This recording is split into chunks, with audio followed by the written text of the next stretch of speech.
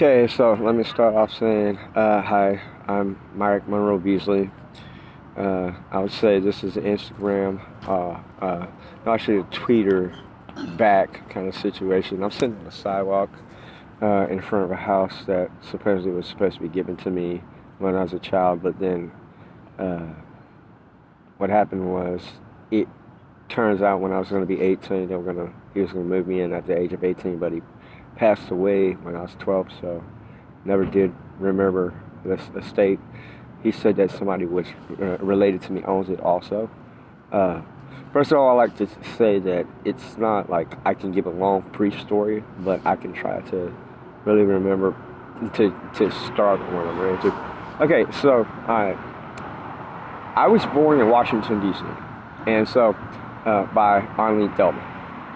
And when I stayed in a house in G Street, it was the fact that uh, I remember seeing the fact that the people that lived there was Merrick Hutchinson, and Barack was living in the house as well. His name is Barack Obama. Consider he was real young, and so I remember being brought to the Constitution Hall, and that's where I see Ronald Reagan at. Then being brought back to the house. Consider that when I stayed at that house when I was 3, this relapsed infant memory that's in my head about me as a child.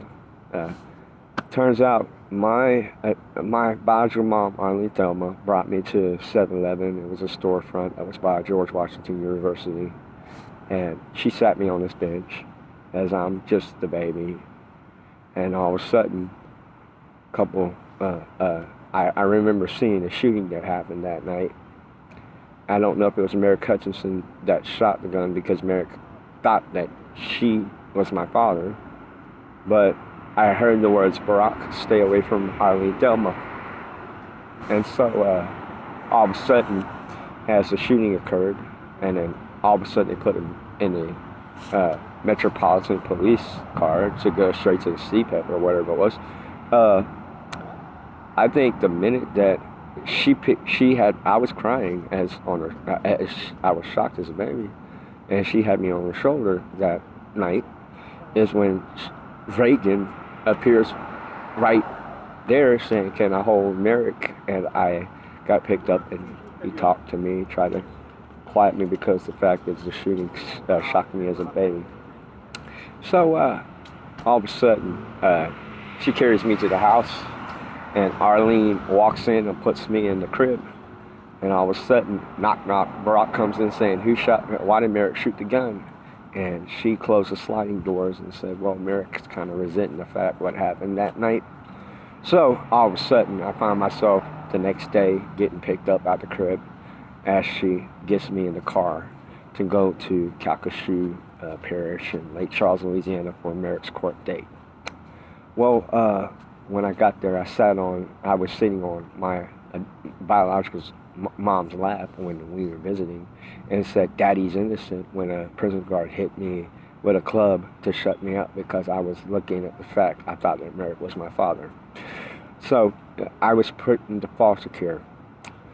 And so all of a sudden, I see that Arlene went straight to go get in the car, and as I'm seeing this as a visualization of how she wanted to get me back from the custody of these child foster care, is she went straight to get up and drive from Louisiana all the way, I guess, to California, sell a house to get money to get us kids back. Well, it turns out that I considered she died in a car wreck, from what my memory serves me right. Never got us out of foster care. Well, my caseworker was Diana, and we were introduced before she got out the road. So Diana basically was the one. Her name is Diana Kides. I have a secret upon the information about that I want to reveal, because it was about the fact that she saw Tom and Selma and thought Tom and Selma, Selma was Patricia Nixon. I did not understand what the whole point is when I see this and I'm going forward, but I was this baby that took everything and then started to figure it out. When I got older and I got adopted, Tom adopted me with Selma, and Diana said she would come back for me at the age of 18. But it turns out that she went straight to England and met Prince Charles and got married. So all of a sudden, as I'm staying at Tom's house, Tom starts introducing me. I mean, I remember we had parties, and because he celebrated McNeese football games in Lake Charles. And one time I saw George Bush and Barbara at this private home that we call Uncle Richard's house. And then we moved from Lake Charles to Lafayette. He worked for the Amoco there. And then from Lafayette to Slidell. And I started to get this vibe that he told me, Ricky, sit down. I said, okay, what is it that you want to tell me? Because you're my adopted dad or something. He tells me that he started, I looked at a pouch called Transamerica, kind of wondered what Transamerica was. I said, what is Transamerica? He goes, it's a company I founded, son. I said, okay, that's your company that you founded or something. And then all of a sudden, he sits me down and says, Ricky, no one knows it at the house, but I'm Roy Kroc. I'm the founder of McDonald's. I said, wow, so you're Roy Kroc. Like, I just didn't understand what he meant by that. Then he comes back and says he founded Jack in the Box. Well, the age 10, as he's working for Bush Sr., turns out he asked me, since I won money and had allowance, would you like to see if you can take a chance at picking teams and use your allowance, and I could put your money in and we can play an NFL ticket raffle bet at Amoco. And so I went straight and did what I had to do to pick teams when I was just 10 years old. And so I ended up winning a lot of money from Amoco. And so I remember that day when I gave the results back and said I only have 2 teams that didn't, but the rest were right. He goes, well, Ricky, you just won us the NFL ticket raffle. I said, well, that's something because, wow. And then so I went straight to sleep. The next day, I was supposed to see the cash results. Someone brings me to the store, Kroger, and I feel as if I had a buggy ran to my back. So all of a sudden, when a shopping cart hit my back, I remember Selma coming straight behind me and trying to hold me up, but then I feel like I just passed out, and all of a sudden found myself waking up with my head and my body just to the ground, laying down, not knowing myself. And she said, Ricky, which I went by America at that time. And they changed my name when they adopted me. And so all of a sudden, as I see, that was the year I was 10 years old.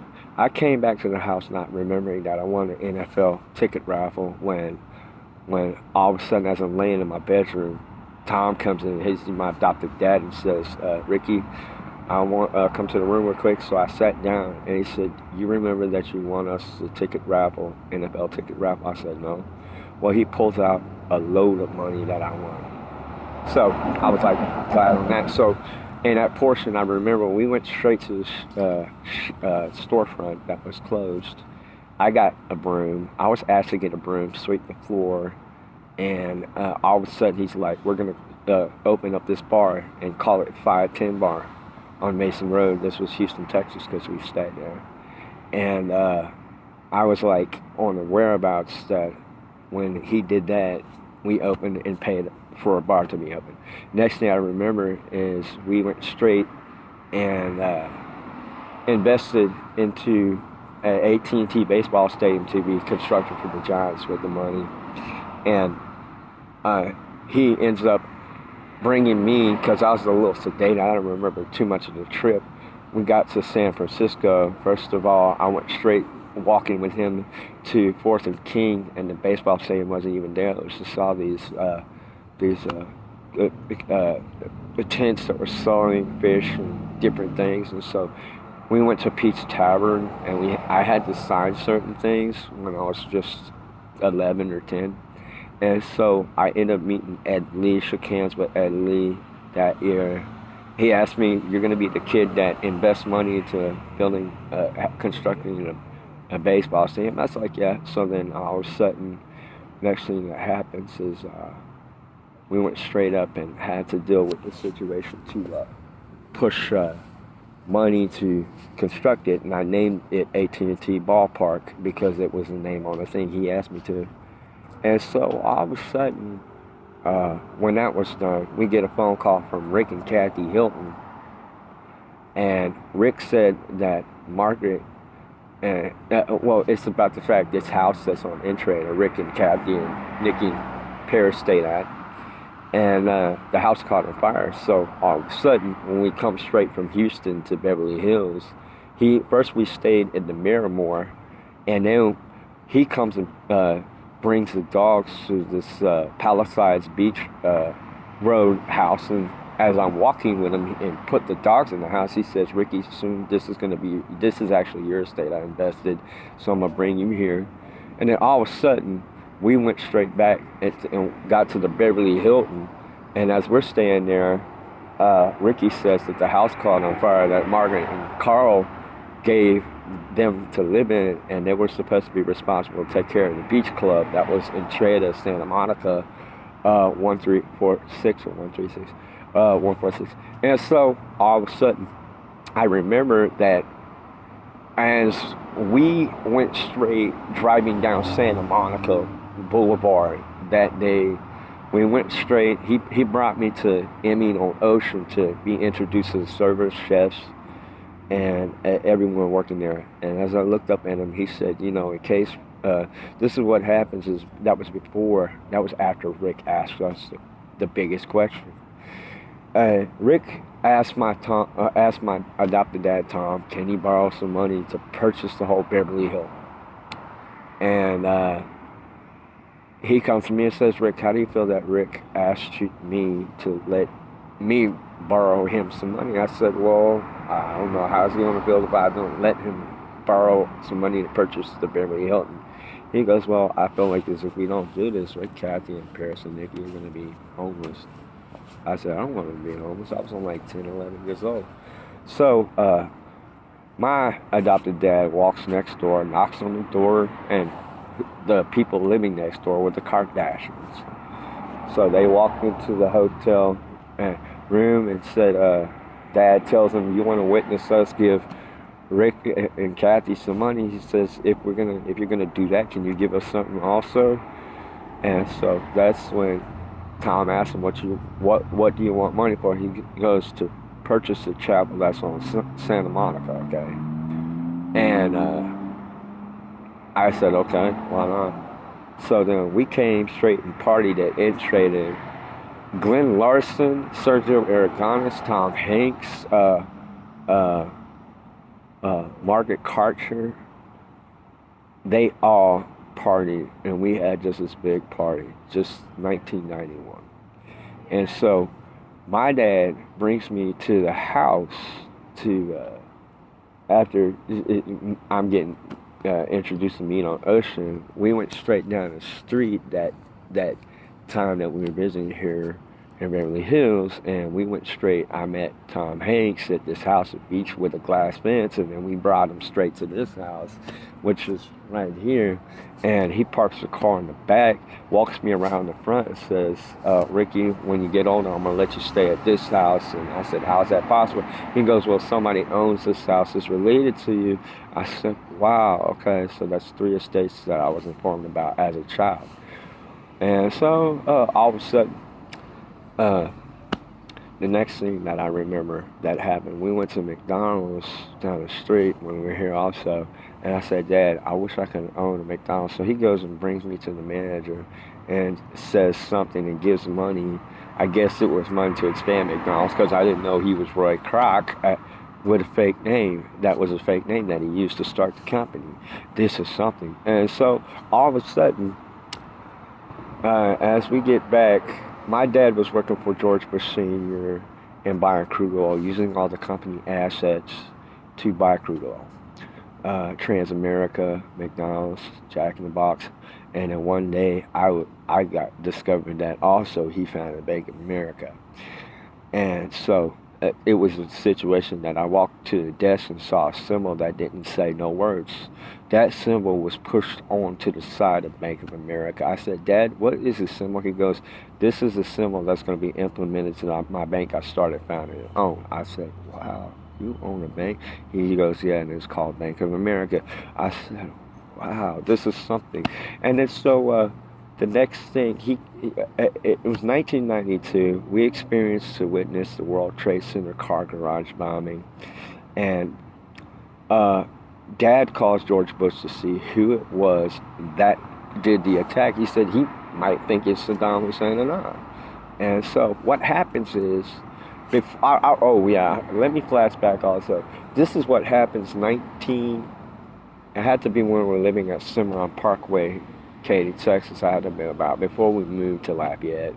After in that same year, as I walked in the house and saw Prince Sheikh Rashid, but he wasn't Prince at that time. He said he came all the way from Middle East because he had to ask Tom to bring him to Tulsa, Oklahoma for a press conference with George Bush Sr. and said the fact that he needs to find a way to get his property that produces crude oil back because the regime didn't want it's like Saddam didn't want to sell U.S. crude oil to the U.S. So when they got to the conference, he tells me, when he came back from the conference, he said he advised the United Arabs to go and settle Dubai and be protected by the UN. So after that happened, and my adopted dad decided to retire from working from Amoco and stop working to buy crude oil through Amoco. He just got tired. We moved to Lafayette, Louisiana, and stayed at Quail. And all of a sudden, when we did, in that year, we found out that the trade centers got bombed. He tells me, since we have all this money, Ricky, because I started Kids Foot Locker when I was in Houston, Texas, at the age of 10 or 11. Kids Foot Locker was started with the money. So was and gave LA Fitness a name in Lafayette because Health Spa didn't have the name. He started Health Spa also. And so these are like three companies that I started when I had my money. So, but yet all the situation came down to it is when my dad started to see that the Trade Center got bombed in the car garage, he asked me to invest money into the stock market. Walgreens, Radio Shack, and Walmart were the three, and then Disney. We bought 4 stocks, I guess, that I resurfaced my memory on that. And so all those cents, he said he wanted to report to Dubai and start a credit bureau banking system as Sheikha is receiving the cents, banking the cents, send us crude oil, and that will be an independent system that will work to keep the gas and oil fed instead of going straight to Amoco. And so it turns out he passed away in 1993. I remember also he started Costco's and wrote big checks to start a company. And so after he passed away, I remember I was brought to the funeral because I remember seeing George Bush Sr. and Barbara attend the funeral, also Bill Clinton, and then Sergio. I don't know who all, but I remember Glenn Larson came and the Hiltons. But it's like after he passed away, I went straight, having this situation to forget. I was trying to do music. I was wanting to skip school. I wanted to try to see. I met 2 boys by the name of Wahlberg that had the last name, and I thought I was going to make it interesting to see about getting something, but it turns out that didn't work. I ended up getting kicked out of my house at the age of 17, 18, and then pushed to be like just traveling, pursuing music, and forgot the class of business that my adopted dad did. And the whole process, I remember when I invested in the stock market at the age of 11, he calls Bush and says, since I involved myself into investing in the stock market to invest to help fix the car garage, because it was 1992 when I did the investment with my winning money as a child. And so when this system was set up, it pretty much kept Dubai getting fed with cents and dollars to give us crude oil as he did. But Also, I remember a blackout memory or a resurfaced memory that my dad even said that we bought the power company and named it Thomas and Hutchinson, but yet it became Thomas and Edison because he did this was all serious money power. I spent my money just because I was that rich as a child. And so turns out that when he passed away, I went straight, got screwed. I was also understanding that in Branch, Louisiana, when I moved to Branch, Louisiana, after I was, I had to be about 13, 14. I did a situation with my computer Packard Bell and created a black screen by accident. That screen basically started my video game. It was an experimental thing for my private computer that was Packard Bell in 1993. And so my adopted mother got a little ticked, and she knew Bill Gates personally, so she had Bill Gates come and study the computer to see if it was a defaulted screen. My black screen, you didn't have to work to type command prompt. It was a certain situation that happened because I basically took the fact that I clicked on the clock, and then actually I clicked on a Mega Man game and overlaid it to the clock and double clicked, and then all of a sudden the computer reset, the megabytes came up, and all of a sudden instead of calendar and date that came up, it was a black screen that just had no perimeter, no X, no square. And so it was a new screen that was just done either data frame. I talked to certain people about that that was working at this place up in Chicago as I got older because I moved. But anyway, back to that port. As after Bill Gates viewed the computer and at our house, he was just there. My adopted mother says you want to conduct business in the bedroom, so I went straight to sleep because that was a night that I met Bill Gates at the house in Branch, Louisiana, as I'm like maybe 14, 13. And so the next day, she wakes me up and says, Ricky, Bill said he's having financial problems to manufacture computers for out of his house because it was his own business. So she tells me she opened up the safe and gave him a loan. And so that day she said that Bill Gates is going to credit that score. Well, this was all portion that I also remember that the time that Tom was alive, he told me that I was related to former presidents, but he wouldn't reveal who they were.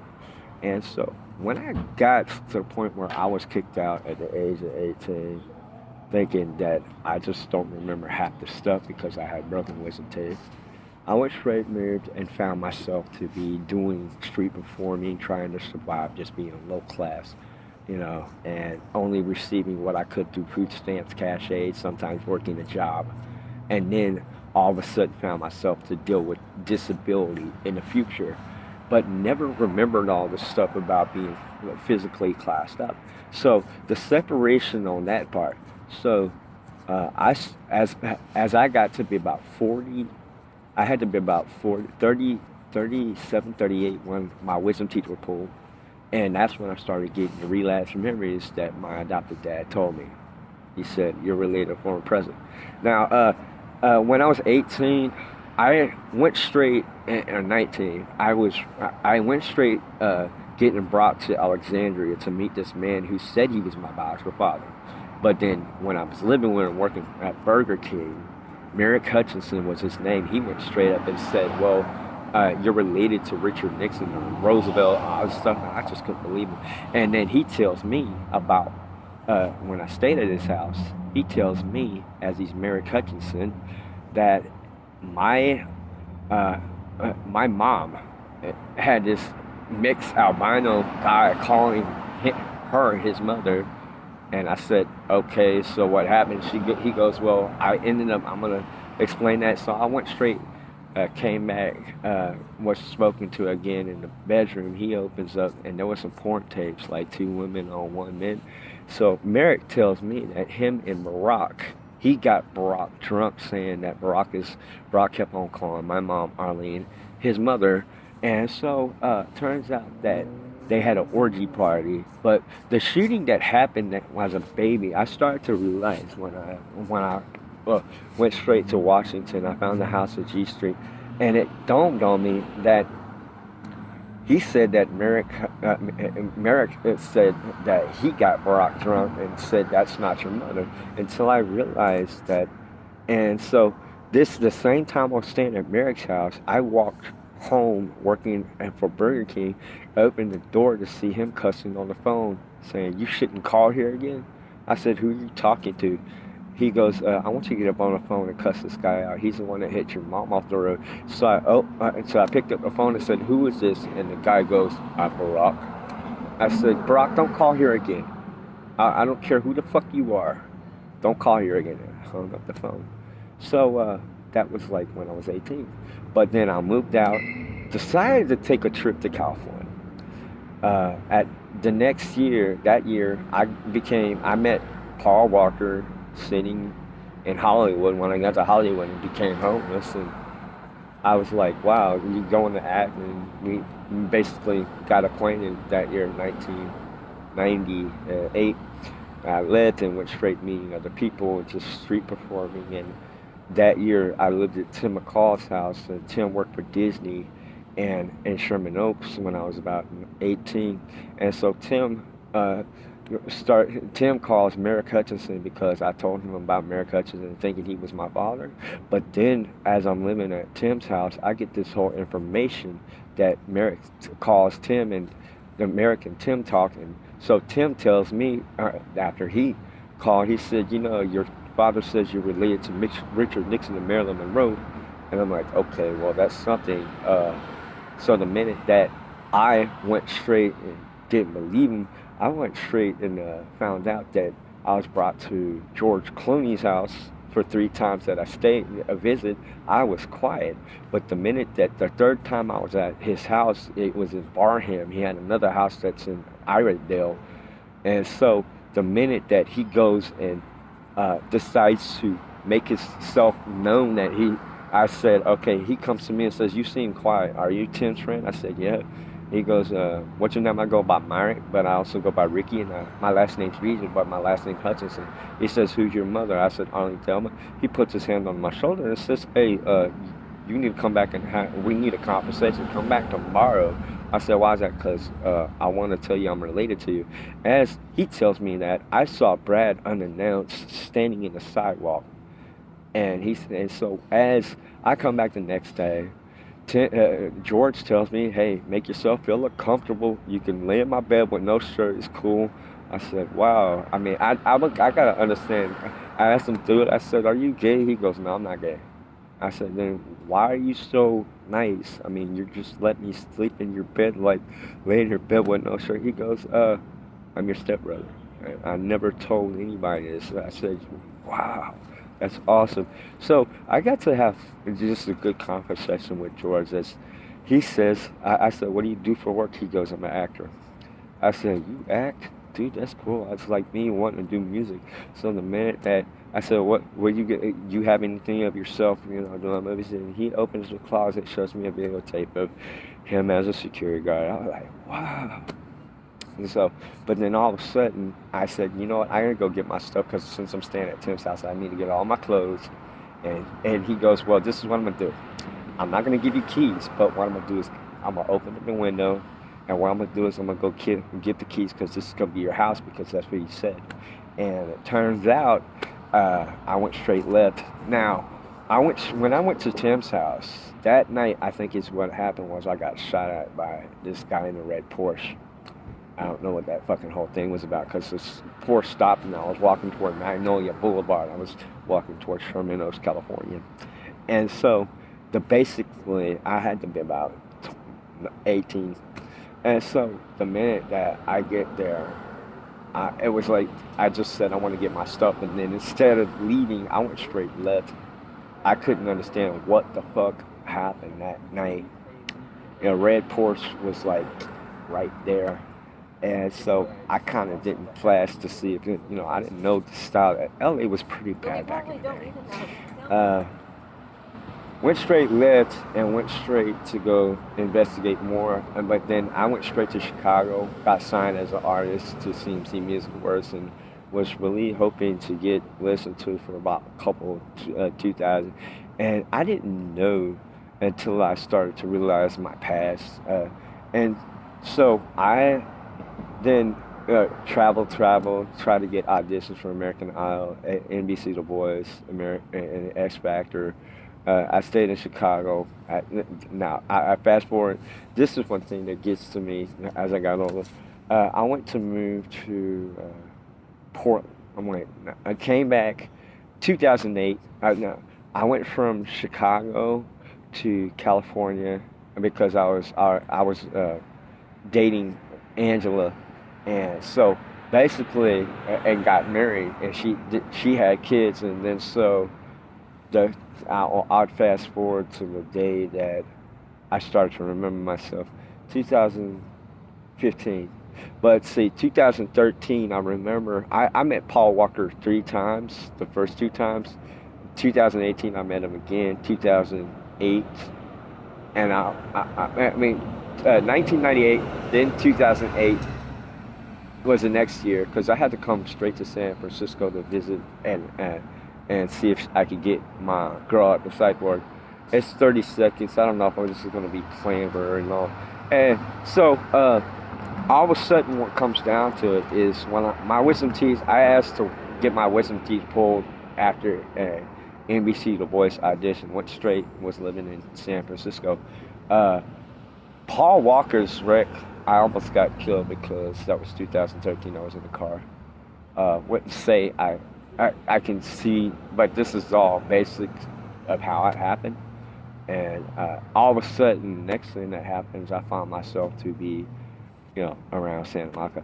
But I went straight I went straight to investigating Barack Obama when I went straight sleeping in front of the White House and playing buckets. But the first time I got there, Barack was in office. Came back again to see Trump was in office. But yeah, I was playing buckets. I had a very good speech with, like, I tried to inform them that I feel as I'm related to Richard Nixon and Marilyn Monroe. Didn't really notice that I was also related to Ronald Reagan. I thought it was Stephen Paul Jobs at first, but then I found out it was Ronald Reagan. So it turns out that then I went to Seattle, Washington, and found myself being homeless there. Every city that I had been homeless, I'd just be there because it was like I had to find myself to know and get relapse memories back because I had to refresh my memory of places I stayed at. And so this was a very weird experience for me to be standing out in Seattle, Washington, spare change. Here comes Ron and his wife, and his wife said, "Oh, dear, he looks like you." That's what came out of her mouth. I'm like, okay, well, who's your husband? She goes, Ron. What's his last name? Reagan. What's Junior? It came out of my mouth. And so I said, can I hang out with y'all? Well, they passed by, and she said, well, we're too busy, but I don't know why I said, can I hang out with y'all? I just don't know. It just came out of nowhere. And so all of a sudden, as they passed by, I went straight waiting for a couple of minutes. Like I said, I spare change. I'm trying to get money for food. Is when I walked the same direction. Decided to spend my money on some booze and said, "Fuck this! I'm just gonna get drunk." I feel like I know I'm not too cool to get hung out because it really did affect me when Ron and his wife said, "No, I want to see what the conversation would be like." I don't know what this attraction was about. So then all of a sudden, I get drunk, pushed in the hospital, and the minute I did, they went straight taking blood like crazy. I'm like, why are they taking so much blood out of my arm as I'm tired? Turns out that I get out the hospital, go back to Tent City 3 to find myself to deal with hearing the radio say there's a man who's homeless who could have the same DNA type as Ronald Reagan Jr., could be related. Well, we moved to Tent City 3, and all of a sudden I found myself to be playing piano because I love to play music. And that's when I see the same face come at me, and I'm like, he said, you play piano very well. And I said, you know what? This gets to me. What's your name? He goes, Ron. What's your last name? Reagan Jr. Oh my God. It kind of got to me. Then I just started playing, like ignored it and said, God, Jesus, this is shocking that he comes from nowhere. So I went straight sitting outside smoking cigarettes, and he came outside and said, you know what? I just saw you playing piano. Now you're sitting out smoking. Yes, it's about the fact is I built stressed out because I feel like I see a family member, but I'm not sure. I just don't know what's up. It just came out my mouth they just out of nowhere. And so when I came straight and found that out, I went straight and moved to and decided to get away from Tennessee 3 because I wanted to find a place to rent, and I found two roommates because a friend of mine, Melissa in Orlando, uh, it helped me find a place, and I stayed at Jenny and Ricardo's house and their Hispanic family, and really enjoyed the fact that Jenny was very friendly and helped me take because I was up on disability disabled but couldn't really figure that I had the experience to find out that this is funny that I am related. So I didn't get this song in my head until I figured that uh, this flashback happened a couple months back. I was thinking about this. Is I met Ron down at Cha-Cha Chicken when I was 18, and he didn't want to say his name was Ron Reagan. He said his name was Devin. The only reason why he said it is because he didn't want to make it seem like he was there at that point because there were so many people in the restaurant to be identified as Ron Reagan. He didn't want people looking at him, looking at me talk, but he had to tell me that he's my biological father. I didn't believe it. I thought it was Mary Hutchinson. And so the minute that I left and went straight, I stayed at this Christian center when I was like maybe 27. This was 2003 or 2002 is when I met him. Christian Center was like where I stayed at. It was Dream Center, and it was in this house that was in the corner. And so I was asked to be pushed in a white van. Would you come straight work because you got to do this in order to stay at this house? I said, well, I got to leave. And the only way you stay at the place is you got to cooperate and do some chores. I said, okay, well, that's good. So I got up in the van, and he drove north on 5 all the way to Santa Barbara. And it was a place nowhere at a little, like this little, just a one-story house that was on a ranch, and I didn't really know what it was. So I went straight to Reiki. All of a sudden, I turned and thought, I get this feeling like I just don't want to rake for some reason. I think as if I'm too far from Los Angeles, and I don't know what the deal is. I mean, I just feel like I don't want to stay at Dream Center because, I just felt weird. And so all of a sudden, the minute that he said, why don't you feel like raking? I said, I just want to go straight sit to the car. I'm not going to rake, and I don't want to be staying at Dream Center. It's when this man walks out of the house and says, what if I told you I am your biological father? Would you rake the lease? I said, how are you my biological father? And the man who was over the whole thing to work the people to rake the lease said, son, do you know where you're at? I said, no, I don't. He goes, you're at the Reagan Ranch. I said, and you are? Oh, my God, you must be Ron Reagan. In my head, I went straight and said, you're not my father. I'm going to get to the band, and I want to go straight back because it was like I didn't understand what I was dealing with. And so the whole point was the fact is I couldn't accept the fact that I was born from up here. Now, I couldn't understand the locations that I'm seeing. This is one thing. In Trada, I went straight there and had a flashback. I was supposed to move back in that house, but when my dad passed away, the 3 estates that he was supposed to get, he told me that I was supposed to move into never happened because I couldn't remember it. So in Trada, Ocean, and the Palisades Beach, I feel as if when I did not be brought back by my adopted dad, Tom, because he passed away, the memory that was lodged in my head would not resurface until I got older. I saw the first estate, the second estate, and the third. Tom was supposed to bring me to Santa Monica to introduce me. If he did not pass away and I turned 18, to Ronald Reagan and Richard Nixon. That's what he was supposed to do. Since he passed away, the estates that I was supposed to have is the Intrada, this house, which is Ocean, and the Palisades Beach Road, which is right down the street in the corner. Then he was going to and also give me the estate, 9463 Beverly Hills. Now, I remember this one flashback of knowing that when I was staying at Sherman Oaks, Tim brought me to 9463 Beverly Hills Sunset and said, this is your grandpa's estate. I would advise you not to come here by yourself, but I think you're supposed to inherit this. And I was like, I don't get it.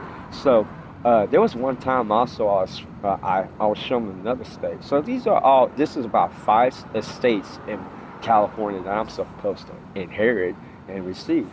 Well, my purpose for this videotape, and this is something because you probably already clicked off if you saw it and thought, and it's 39 minutes counting 51. I'm trying to do this as an interview like I would be talking on, say, a Maury Povich or some situation, like, a news reporter, but this is my life.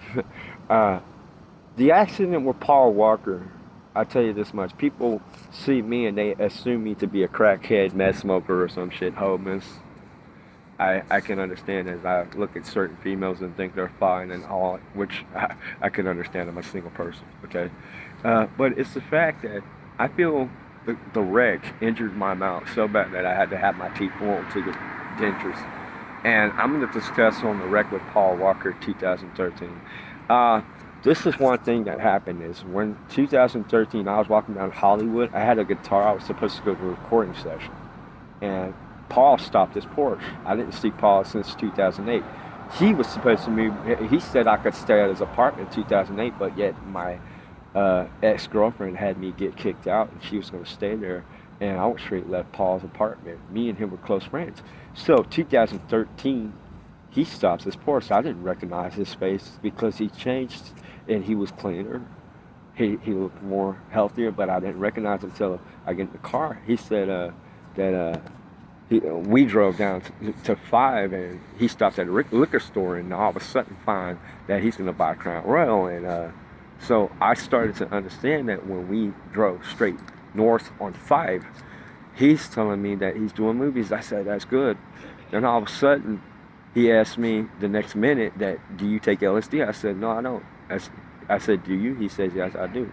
So all of a sudden, I'm like, wow. So the minute that I see the fact that he was driving, I found out that he said that he injured his hip as he's driving. I said, what are you going to do? You want to park the car because you're having a pain in your hip? He goes, well, I can still drive. I said, well, look, since I'm in the passenger seat and we're going to Six Flags Magic Mountain, you get us there. So the minute I woke up, and the car's riding, it was like it was a quick reaction because the tree and well, I noticed that his eyes were closed and he was not responding, and I grabbed the seatbelt, went straight trying to pull. At the same time, the car was going forward. The cruise control was on because I woke up out of this dazed sleep, like thinking, wait a minute, I'm in the car. I turned to see Paul. The minute that he has no response. So years that had passed, and I didn't remember the wreck didn't go forward. I went straight to see the accident that caused his death was the fact that he did the stunt for Fast and Furious 7 when the car is basically in the garage. I mean, the car's in the top building, and they were going to jump the car from one building to the next building as Jason Statham is shooting at them. Well, the stunt that he did injured his hip jumping out the car. And so when I saw the scene where he pulls this chip out and puts it in his pocket and jumps out the car as the car turns. Now, I couldn't understand that he told me that his hip was hurting, so I have a feeling that Paul Walker broke his hip and was having internal bleeding. So I viewed his pictures to find out after the wreck. He had a defined six-pack. Well, after the second situation, his six-pack wasn't showing because there was internal bleeding. He didn't want to say nothing to James Wan as he's the director of them. And so I have a feeling that he was the only reason why he asked me to get in the car that day. And 2, he says he took the Porsche from a showcase and he didn't know the Porsche. So, but in the portion for me to survive the wreck and forget about it because I don't understand, it was this situation that happened. I was so I was really in shock that I also lost a friend when the wreck happened and could not understand that this was me being related. So that was 2013 before I had the experience to understand, to meet Ron and feel like, yes, I have a relative. And so, but in the course of my travel, it's like now I have to understand that I have to explain about forgotten real estates that are supposed to be given to me by Tom, as he and Margaret own. Margaret Karcher is my adopted dad's sister, and Margaret Karcher is the wife of Carl Karcher, who founded Carl Jr.'s. And so, I mean, all these things about the story, and that's why I'm saying it's confusing. That's why I need to understand to get a pen and stroke. Start from beginning to the, and you'll track what I'm saying. Is that I am related to a former president, but two are Richard Nixon and Reagan, and yet Ron Reagan Jr. needs to understand that this is my life that is so unbelievable. But I could say that this is a story about needs to be a movie. Uh, I had met Ben Diesel also when I was in acting class. I decided to take acting classes. Ben was in acting. This had to be what year? Bandmore Academy. I also sang with Tyrese Gibson before his Coca-Cola commercial, so that's another one. I knew, I also got introduced. I knew a lot of big celebrities back in the day before, and I'd just be surprised. I don't know if they recognize my face or can say anything, but it's very likely that this is an interview that has to deal with all that. So, but anyway, I finished informing and speaking about myself, and hopefully I can get to the point where I speak to people about what I'm going to do, and fortunately to figure it out. But yes, I'm hoping that the post that I sent to Ron Reagan Jr. on Twitter is getting seen by him if he posted that. I don't like people to push fake websites on a celebrity. I don't. I think that should be against the law, because when you think about it, it's not like I want to understand, but how to get in contact to make yourself understand this is you getting heard by them. Good day, I've been speaking. It's 46 minutes counting and 50 seconds. So, but I'm finished. Good day.